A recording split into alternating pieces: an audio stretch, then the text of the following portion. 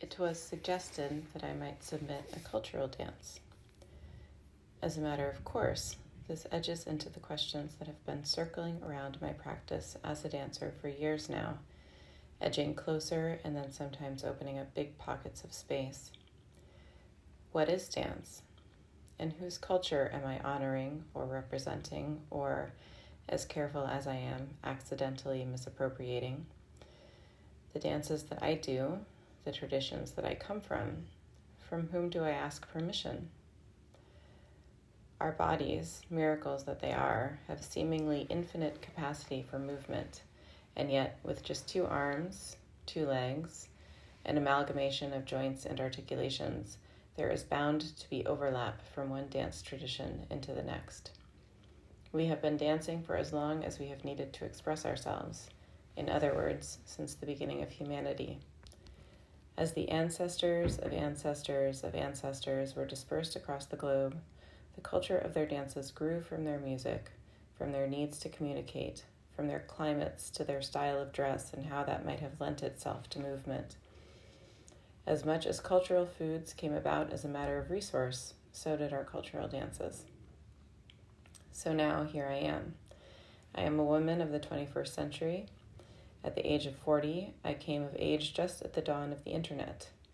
Growing up in the northeast region of the United States of America, I was exposed early to the traditions of ballet and Western jazz. Later on, I had brief exposures to flamenco, to Western African dance, and to various forms of the modern dance tradition. Identifying as white, my ancestors were French, German, Dutch, Ashkenazy. They were Christian, Catholic, Jewish. I am a Buddhist-leaning, Pagan-curious Ecumenical. My ancestors loved to dance. My paternal grandfather tap danced in movies before the war, while my maternal grandmother danced in the kitchen while making waffles. When I dance, whose culture am I dancing from or for? If my body moves freely to the music of another culture, do I have permission? As a dancer, as an artist, I am asked to do the movement of choreographers who identify as cisgendered white men, lesbian white women, dance makers from Eastern Europe, and artists from Israel and Africa. They guide a work that is co-created by me and them, taking movement that my body has in its bones, body knowledge from my DNA, to create something for the stage or the studio or the space outside. To whose culture does this dance belong? It is mine, but it is also theirs.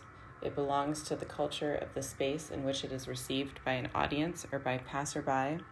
It is in the moment of now. Dance is ephemeral. You cannot hold on to it. It happens, and it is just as soon over.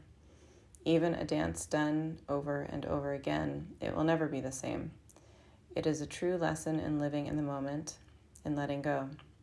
It belongs to all of us and to none of us, and the stories that it tells are ours to hold and ours to share.